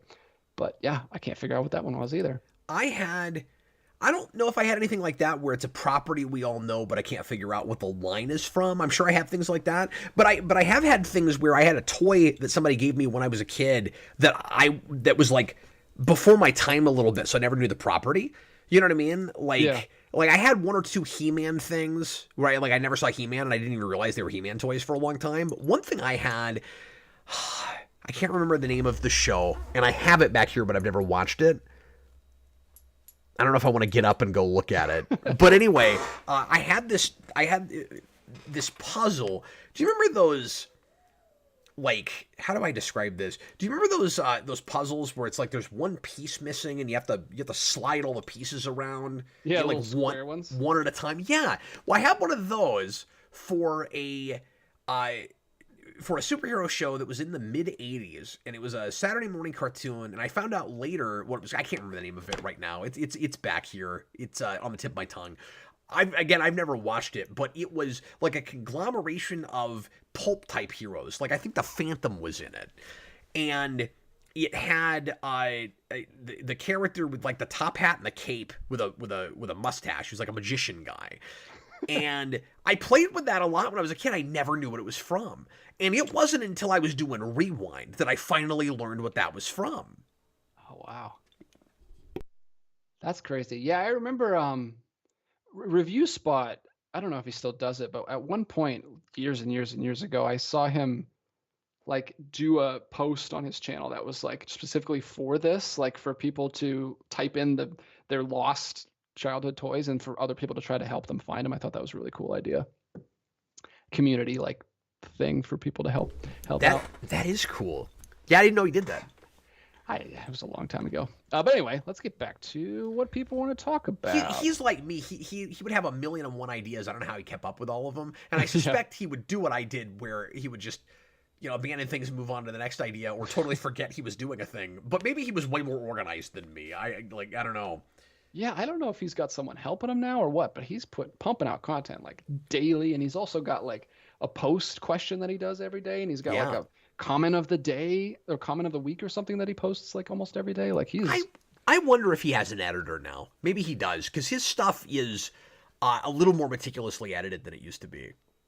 Yeah, like it's always been pretty professional, and he's always been ramping that up as time goes. And I mean, he's had like the spinning pedestal for years now. He didn't used to have that. And yeah, it looks nice. He's gotten more. He's looked more and more like he's in a studio, and I've looked more and more like I'm broadcasting out of somebody else's basement. You're just a guest in someone else's. Yeah. Yeah, somebody let me live here. I don't know. I don't know what I'm talking about. That's why you can't find time to watch Silence of the Lambs with your wife. You're always in this guy's basement. Yeah, that's true. That probably is why. I mean, I know I've been doing a lot of content this week, but it's been during times where my wife had other things going on. I'm gonna watch. Grace and I are also gonna try to watch Silence of the Lambs for the first time this month. Oh wow, cool. It's on our watch list. So Well, what a coincidence. We'll have a commentary that you can watch if you want to, or if you have time and you want to show up to that and hang out with us, feel free, because we're going to watch it next week. But if you happen to get it watched before that, you totally could. Yeah, we're going to try. I don't know. We got overzealous. We put 20 films on our Spooktober watch list this year. I don't know if we're going to get to all of them. Sarah and I quit trying to do that kind of thing. Like, we've got so many kids, it ends up just being a terrible idea. Like, we'll do the same thing. We'll come up with like movie watching or TV watching projects. We'll get like 3 in, and then life happens and we don't get back to it for like a month. We had like we were trying to watch some classics, like a lot of stuff from 40s, 50s, 60s that we'd never seen, and we were making a list where we'd go back and forth and we would each pick a thing, and actually some of them were maybe going to be more recent, but we were pulling them out of a really cool book I have that's like 1,001 movies you have to see before you die, and we were both going through that book and picking stuff that neither of us had seen before, and I don't know if she even remembered we were doing that, because we got like 3 or 4 in and we haven't done anymore. That was a fun project. We probably should do more of that. But what's helping us is we made a video, like calling our shots. So now if we don't watch any of them, then all the commenters will be mad at us. So that's what we did. And see, I get away with stuff like that, making videos where like I can force myself to do things because I'm doing a project with it. Sarah doesn't like to go on camera. Yeah. Like, you're lucky that you can get Grace to do videos. I did a 100-episode series with Sarah on Star Trek. And finally she was like, I don't really like being on camera. And I mean, I always knew it wasn't her favorite thing, but I'm like, we never had to do this if you didn't want to. She's like, oh, good, then I'm not going to do that anymore. And I mean, she was super cool about it. She's like, she doesn't really like being on camera. It's not that fun for people would complain that I was like talking over too much and stuff. And I'm like, well, it's going to be some dead air because she is, when she really has something to say, she'll start talking, but she doesn't get excited about it like me. Yeah. Like, she was good at it, but she didn't love doing it, it turns out. Yeah, we'll see. Maybe I'll get 100 episodes in with Grace, and then she'll be like, yeah, I'm out. Yeah, I'm done with that. But she likes, we've mostly been watching through, there's a collection on Criterion Channel called Pre-Code Horror, and it's like a bunch of 30s films, like the original Dr. Jekyll and Mr. Hyde and Svengali and Dr. X, and like Freaks, which I've always wanted to see, like those films that were like before the code, or like before they started cracking down on censorship, so they're like really creepy and disturbing. So it's been fun. Oh, interesting. I recommend it. It's a good playlist. I mean, I've got Jason, and he's gotten really good, especially for his age, at criticism and analysis and stuff. I hesitate saying analysis because he's not quite to that place yet. I mean, like, he's barely writing papers in school yet, but you wouldn't know that. You know what I mean? But there's stuff I can't show him because he's 13. Yeah, I wouldn't show him Silence of the Lambs or The Exorcist. Yeah, he's not going to watch those movies with me. You might never review anything with you again if you do that. We got to dance around certain TV shows with the pilot show. That's going to be interesting. You're not going to do Bates Motel with them. No, that's a brutal pilot. That's a brutal pilot. He was like, because I've shown him some of Psycho. He hasn't seen the whole thing because I think we were watching it at one point and he fell asleep. Not because he was bored, but it was just late and he was tired. But he wants to see that again and finally finish it. And he was like, "Can I see Bates Motel?" And I told him a little bit about what happens in that pilot. And he was like, "Oh yeah, I'm not gonna watch that." I was like, "No, you're not." No, it starts with the rape scene and 20 minutes in, and then it immediately goes into the whole sex slave thing with the cop, like. Oh, I forgot about that aspect of it. The thing that is burned in my brain with that is he comes in and rapes her in her own house 5 minutes after she moves in. Like, ugh. Yeah, that's. Remember that? Good times. That'll be like he'll turn 21. You'll give him his first beer. Hey, we can finally watch Bates Motel. I can't show him Daredevil either. The movie or no, the show? Yeah. Yeah. Like, I can't, and I could probably show him that pilot. Like, that's not so bad. But at some point, you got to stop. Because, you don't want to get him excited and then be like, and then we're going to stop here. No. Because, it's not just, like, Kingpin of the Car Door. It's little Wilson Fisk with the hammer. Oh, like, yeah. That. You don't want to give him any ideas. Dude, that screwed me up.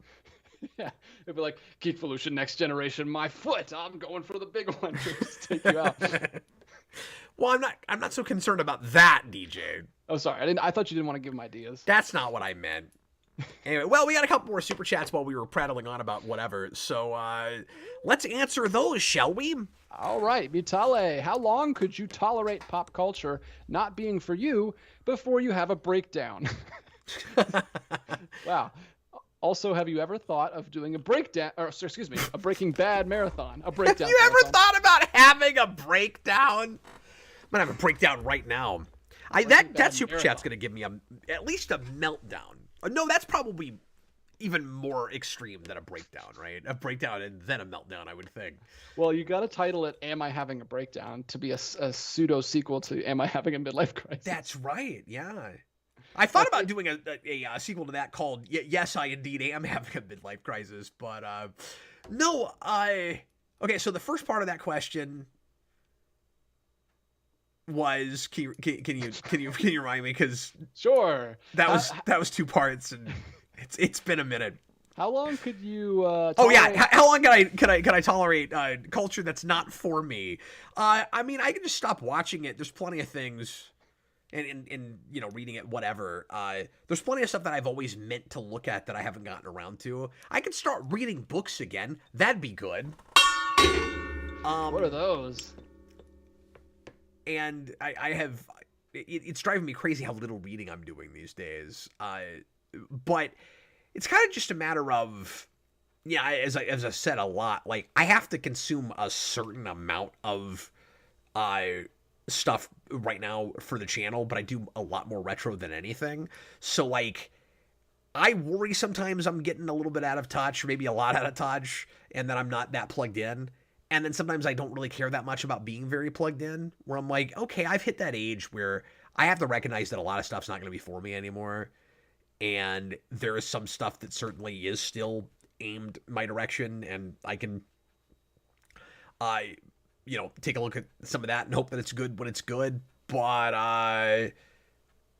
yeah, I guess if worse came to absolute worse, the choice would have to be, you know, like if I'm consuming too much stuff that's just making me miserable, the choice you got to make is either find a different thing to do with yourself besides YouTube, or don't review new stuff anymore. Like, you guys don't have a gun to my head. I can talk about anything I want to talk about. And even if it's leaving money or views on the table, if I don't want to talk about new superhero movies, nobody's forcing me to. I could just quit watching them. Or do anything. I will say Jason and I watched the Goosebumps pilot. We were going to do that for the pilot show. We didn't care for it. I didn't really want to talk about it because people seem to be loving that, and I was going to be pretty disparaging to it, and I don't want to not review a thing just because I didn't like it, but like it just wasn't going to be fun to talk about. So I was like, I guess we don't have to do it. I'm just saying, like I can make calls like that. So I could be master of my own future and say I guess I'm not going to look at stuff I don't want to look at. That's Justin Long, right? I don't know. That's unfortunate. Who's that? I feel like he keeps getting... I don't know who that is. Bad projects. I think he's the lead of Goosebumps. Yeah, but I'm saying I don't know who that is. I like him. I wish he would get more like... I like some of the cast projects. for that show. I just... The setup, the premise with that is not at all what I wanted from that. And I had a hard time getting who that show was for. Which a lot of retro throwback things kind of have that problem, where you're trying to make everybody happy, and then at the end of the day, you kind of make nobody happy. Except again, it's getting decent reviews, so I guess somebody's liking that show. Interesting. But I don't know. I can't decide if... I'm hesitating with this, DJ. This is why I didn't want to talk. I was uncomfortable talking about it. I can't decide if I'm like out of touch with the youth today. I sound like an old person when I say that. Or if I'm not relating to characters of that age in stuff because it's adults writing them trying to be modern and failing at making people seem like real people. I don't know which of those things it is. But I'm having a tough time with like teenage characters in anything right now, it feels like. You might have hit that age where you just don't like teenagers anymore. But I don't know, because Jason's also looking at these things and going like, oh yeah, my generation doesn't really talk like that. Or we just laugh at the ones that do. You know what I mean? Yeah. So I don't know. I think it's very difficult. I've talked about this some. I think it's very difficult to latch on to popular trends or like find that thing that appeals to everybody when we're so splintered in our entertainment. You know what I mean? Isn't it kind of weird where like we have fads now and we don't have fads like all at the same time? Yeah, I think there's definitely still like a cool crowd but it's not the majority like it used to be, and I don't feel like most people like are striving to be a part of that. They kind of are doing. There's many more options for kids now, which is a good thing. But yeah, the biggest thing I didn't care for with that show, I don't know, it hurt my feelings because it had a great cold open. I got excited about it because I was pretty sure I knew where it was going, but they dupe you for a second into thinking that maybe it's going to be a period piece and they're just going to put it back in the 90s in the first place. And then they cut ahead 30 years because of course they do. And immediately I stopped liking it, like as soon as they cut to today. And the premise with that is it's all the big Goosebumps artifacts and ideas and things came out of one old house that burned down in the early 90s. Oh, cool. So it's like Cabin in the Woods, which I like I like that movie. I don't want it for Goosebumps. Like, it doesn't have to be anthology. I guess I'd much prefer it to be anthology, but it feels really lazy to just put it all in one house like that. Couldn't it at least be, if you're gonna have a regular cast, because it isn't like every week it's a different group that it's a different character, a different group that finds an artifact. It's one cast. And if you're going to do that, does it all have to be in one small town where everything just came out of a house? Like, they're not even really adapting the stories. They're just like, the first episode is ostensibly adapting my favorite Goosebumps story, which is, I guess I'm reviewing this now, which is Say Cheese and Die. And, like, they get the camera and they deal with it for a minute.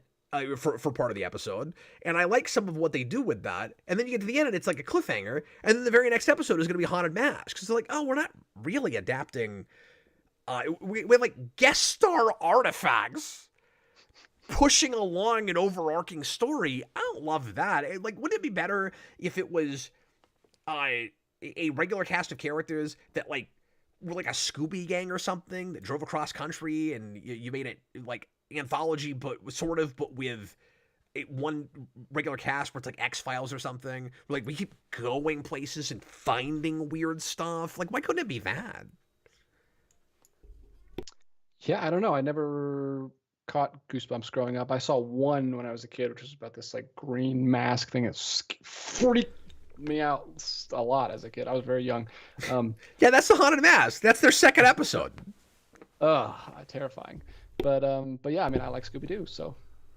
But I don't know what Goosebumps is supposed to be. I didn't even know it was an anthology thing until you just said that.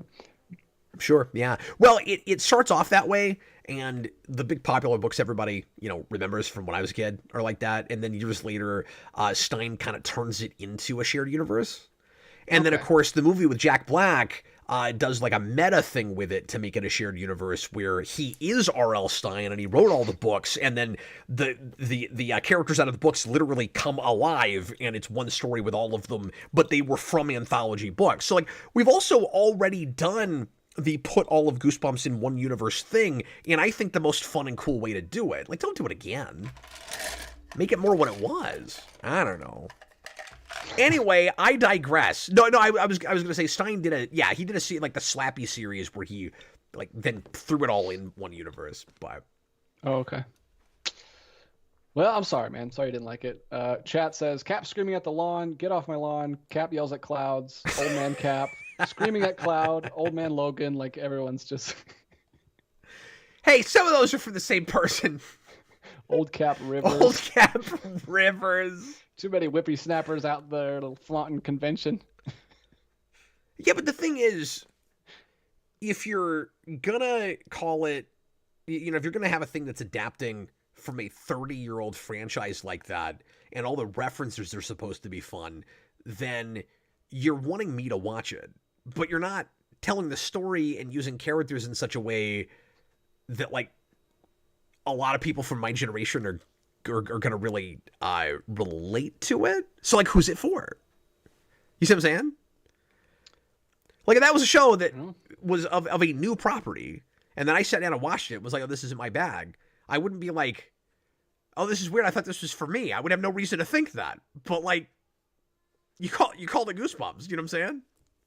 Yeah, I don't know. Maybe it's just for parents who have different kids than Jason, who they relate to. But it's also aimed higher than Goosebumps was, because it's darker and a little bit more sophisticated in its characterization, which I appreciate. I just didn't really care for the direction it was going. But, like, it feels like it wants 15 and 16-year-olds to watch. It feels like it's for a CW crowd. Yeah, that's what they seem to be making these days. Which makes sense why you wouldn't like it if it's made for 15-year-olds. Well, that's true. And some of the drama and stuff, certainly had that problem. And I think there were some characters that came off mean-spirited that I don't even think the show meant to be like that. But yeah, they're just like, kids suck these days.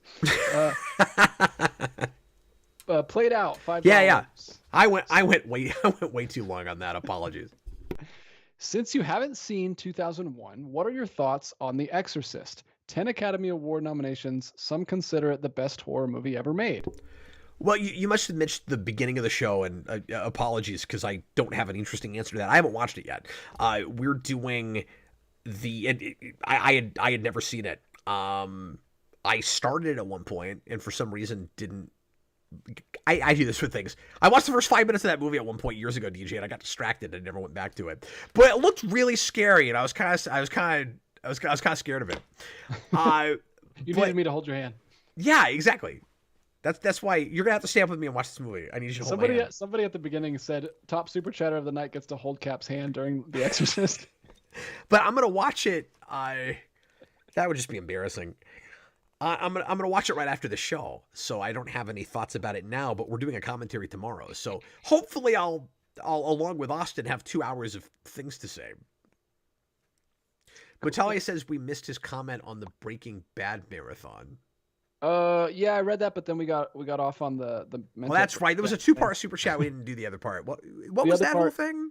It's just, have you ever thought of doing a Breaking Bad marathon? Another pilot that you can't show Jason yet. Yeah, right.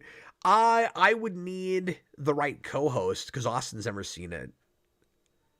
Oh wow! So I mean, if you wanted to do it, or I'm not thinking of anybody else right away, but somebody else we know that knows that show, I would consider doing a mini marathon for it. I wouldn't do a real long binge of it, probably. That would be depressing. It would. I don't know. It seems like a weird thing to talk over. I'm not saying I wouldn't, but I don't want to do like 24 hours on it or anything. It doesn't seem like the right material for that. Yeah, seems disrespectful. I've always wondered what the deal was with that. Why the pilot has nudity in it, and then they can't ever do it again after that. It was weird. Does it? Yeah, she the introduction to Jesse is like a naked woman like throwing stuff out the window. Oh, that's right. Bouncing all over the place. I forgot I'm about like, that. Whoa. But then after that, they can never do it again. It's weird. You sound disappointed. No, it's just like it sets you up for like a dark. I mean, I don't know, because it does get definitely. I mean, the bathtub scene is like, what is that, like the 3rd episode or something? So like it immediately gets super dark. I guess there's just. Played Out says that was a joke. That super chat. Oh. And asking me what I thought of it because I haven't seen it. Okay. Yeah, I felt bad for not having an answer, and I guess it was supposed to be funny that is it because like these are big movies I should have watched but haven't gotten to? Is that the joke? I guess, yeah. Okay. You should feel shame. Yeah, I feel horrible about that. I saw it in 2001 when I was a kid, or at least some of it. I just haven't watched it as an adult, like in a really long time.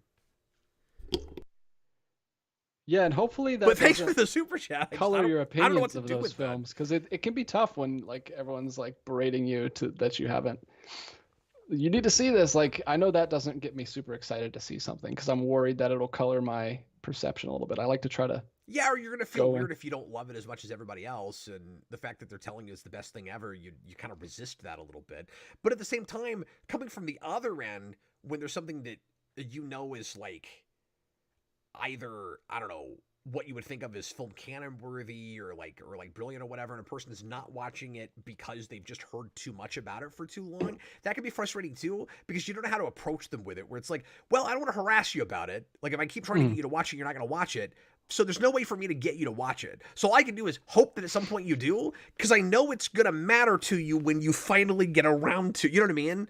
Like, Yeah. I see that from both sides, and I've been on both ends of that. Yeah, exactly. It's tough. There's just too much stuff to watch, not enough time in the day. Slipmaker says they also were limited to one F word a season with Breaking Bad after the pilot. Apparently, there's a bunch more in the pilot. That's weird. It must have been maybe because it got picked up by AMC. Maybe the pilot wasn't intended to be picked up by You know what though? that network. That seems one of those art over or out of adversity sort of things though, where like I'm not advocating for censorship or whatever. It's probably a better show because they were ringed in with some of that, where they had to be really creative around it, because it does not feel like a censored show at all. I'm never watching that going, I can't believe they didn't go any further with this violence. I mean, with that show especially, you're never going to say that. But like, Well, it's America. We have no problem with violence. I can't believe there's not more of this language or whatever. I never noticed the nudity thing. Yeah. It's like nudity. It's like we can show, the most horrific violence ever, but no nudity and no F words. Yeah, this country's weird. So yeah, that was catching up on Mutales, and then James Egan has one more. Thoughts on Hickman writing a new Ultimate Spider-Man series? A lot of these kind of comments today. Yeah, and I've talked about this before, so I don't really have anything new to add. But again, I appreciate the super chat. There were 3 titles for that were announced this week. I thought about discussing that. I don't even remember what they are. I know there's an Ultimate Spider. No, I think it's just Ultimate Spider-Man, Ultimate X-Men, and Ultimate Black Panther, I think was the third one maybe. And obviously Hickman's just doing, I think just Spider-Man, right? But again, all I can really do is repeat what I've said about this before. Like, I can't get excited about bringing the Ultimate Universe back. It feels a little bit desperate. It feels a little bit like all we can do is go back to things that have kind of worked before instead of trying to, come up with new ideas. I love a new Ultimate Universe, but I don't know exactly what he's doing with it. I haven't looked into it at all. So, I mean, if it's the ultimate premise, but it's not bringing back all the history of the old Ultimate Universe, I would be a lot more interested in it, because I think you could do a secondary, alternate Marvel Universe every, 10, 15 years or so. It'd be cool just for new generations growing up to retool and retell these stories in new cool ways, start over completely. And it doesn't always have to be a full-blown universe. You can just do it with different titles, like we did initially with Spider-Man, where it wasn't supposed to be all these different books. It was just Spider-Man initially. I'd love it if it was that, but the Mutali says it's middle-aged Spider-Man. Oh, that's cool. But there was, Goofster said Ultimate Avengers too. I forgot about that, and then I was just about to say I saw a cover that was just the old Ultimates art. So yeah, there must be an Ultimate Avengers. I guess they didn't just call it the Ultimates again. Because of course they didn't. Because the last time we did Ultimates, it was Ultimate Avengers. But anyway, I was a little bit disappointed to see that, where it's like, okay, they're just doing it straight up what it looked like before, and I don't know. I can't get real excited about that. It feels like just doing the same thing all over again. But Hickman's he's a good writer. He might have some really cool ideas for how to bring that back. If I hear good things, I'll take a look at it. But James Egan says apparently it's a Peter B. Parker kind of thing. Yeah, now that you say that, I had read that. Where he's supposed to be, and that's the way Hickman described it too. That actually, word for word, what you just said is what Hickman says about it. In a quote that they put in the advertising, I think. But anyway, that's not a bad idea. I don't know why it has to be Ultimate.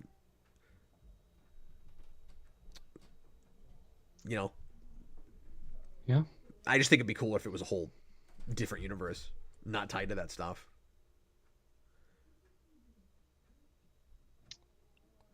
Sometimes Austin says things and I don't know where he's coming from and what exactly he's talking. He's if Ultimate Black Panther isn't Steve Rogers, we need to riot. I need an explanation. I don't know why he's saying that.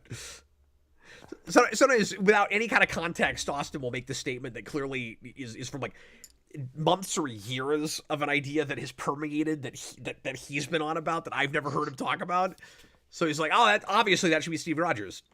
Why? What? Okay, never heard that. I don't know what he's talking about. I don't know how he arrived at that.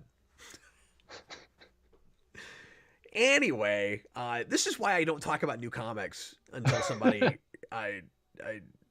does a request or something, because overall that has passed me by, man. Like I'm not there. I don't care anymore. I would love to, but I don't.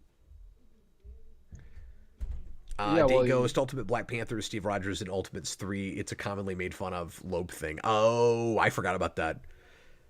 I think we reviewed Ultimates 3, and I remember it being the worst thing ever, like everybody always said it was, but I don't remember much about it anymore. I review far too many things for very much of it to stay in my brain. Yeah, You've continued cramming for tests into your adult life. Most of us don't have to do that anymore, but you have to cram and then spill it all out into a video, and then you can forget it. Yeah, you've revealed my secret. I don't know why you had to do that. Okay, is there anything else we need to talk about tonight? I don't think so. AMC wants to know if... Apologies for the couple of super chats I did not have interesting things to say about. It's just that last one, I have answered that recently. Yeah. And also, I sound like a downer, and I feel bad about that. Anyway, I'm sorry. What maybe you'll have some good news for this one. AMC wants to know... Is this the last one? This is not a super chat. It's just a chat. He says, have you ridden a train yet? Just remember you saying you had never ridden one on some random stream, and it just stuck with me because I personally love trains. I've seen that come up a couple times for some reason, where he or someone else was surprised by that. No, I still to this day I've not really ridden on a train. I don't think I have either, at least not a real train. Like I've ridden on the MARTA subway trains here. But well, I've done that, but I haven't done like the cross country train thing. Yeah, we should do that. Geek Illusion road trip on a train. Oh, that's a neat idea. Oh, that's okay, James Egan. No problem, man. Yeah, let's do that. That would make for a really odd video. We should do a video, like, on a train. You know? We should call it, it'd be easier to shoot a video on a train than, like, in a car. Because it wouldn't be too loud. Yeah, you can walk around. And it's like a house. It's like a moving restaurant. Yeah. We should call it, like, Friends on a Train, or Not Strangers on a Train, or... Yeah. We'll do a whole planes, trains, and automobiles thing. We'll get on a plane, we'll fly to a train, and then we'll get in a car and drive back. Oh, okay. Well, I was thinking of something a little bit less adventurous and more practical than that. But we could do like we could do like a discussion of the film Strangers on a Train while being on a train. That's a good movie, yeah. It would be kind of fun to do like an in-person, in the same setting kind of review. I've never done that. I've never gone to a setting to talk about a thing that's in that setting. Yeah. Seems like the right kind of gimmick for me. You should go to Snake. We could watch Snakes on a Plane and review it on a plane, and then you could let snakes loose and see how it goes. See, I'm trying to pitch things that are actually plausible, and you're making it clear that you don't want to actually do anything cool. You just want to make jokes about it. No, that'd be fun. I've never been on a long train either. He goes, it'd be fun. We should loose a bunch of snakes on a plane. I don't think you'll get them on board with plane security. Is Blue Man Group still performing? Because we could do a follow-up to our last video at an actual concert. At an actual concert? Yeah. Rank groups with blue in the name or with blue faces? We break onto the stage and start interviewing them. Have you ever performed nude, sir? Because if so, we can add you to the list. Could we get you to, so we can put you on our naked blue people list? Yeah, we got. I know it's an odd request. Probably not any odder than things he's heard before. Yeah, that cannot be the strangest thing that man's been. Well, yeah, Murder on the That Orient man, Express. those men. Sorry, what? Donald Wright says, as long as it doesn't end up like Murder on the Orient Express. Yeah, there's a lot of train movies we could watch. That's That's right. another one. I just watched one last night called 13 Women, which is on that pre-code horror list, where there's a lot of train scenes. We could make it like we could both watch a bunch of train movies, and then we could make it a top 5 like train movies list while we're on a train. That's amazing. Wow, my favorite train movie is The General from Buster Keaton. It's awesome. I don't know if I have a favorite train movie, unless it is Strangers on a Train, because that is a great movie, and that's one of Jason's favorite movies. I don't know what other great train movies there are. That's true. We should do research. Train movies. You're giving me ideas for videos. The Taking of Pelham 123 is a thriller that takes place on a train. That's pretty good. Snowpiercer. Snowpiercer I didn't love, but yeah, that's on a train. Polar Express. I never saw that. Could not get excited about that animation. Darjeeling Limited is a great movie that takes. Never heard of that. Oh, it's a Wes Anderson movie about tea? A train through India. It's great. Oh, okay. Well, you said Darjeeling. I was like, that sounds boring. It's delightful. What else? Bullet Train just came out like last year. Wow, there's a lot of them. By the way, for the record, I came up with a couple of train movies by memory, and there's DJ looking them all up. Source Code. Source Code. Not a great train movie, but kind of weird that I have reviewed some of these. We've talked about some train movies for some reason. Yeah. All right, well, guys, we are past 2 hours. We're going to go ahead and get going. Thanks a lot for watching the Captain Logan Show, whether you watched live or after the fact. We appreciate you. I hope you had a good time. And, I don't know, we talked about a nice assortment of some random things tonight. Yeah, different levels of interesting, but... Yeah, absolutely. This one didn't go to, like, the bizarre, weird, out there to the nines place the last couple shows have. But there were places where it was veering in that direction. Mm-hmm. Sorry, we already got that out of our system on Tuesday. Once again, I'll be back tomorrow night to watch a really scary movie. The Exorcist. I'm going to go watch that right now and then talk about it tomorrow with Austin. And then...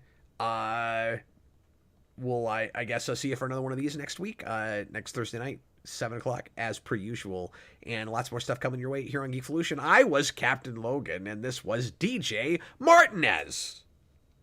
Farewell. Bye, folks.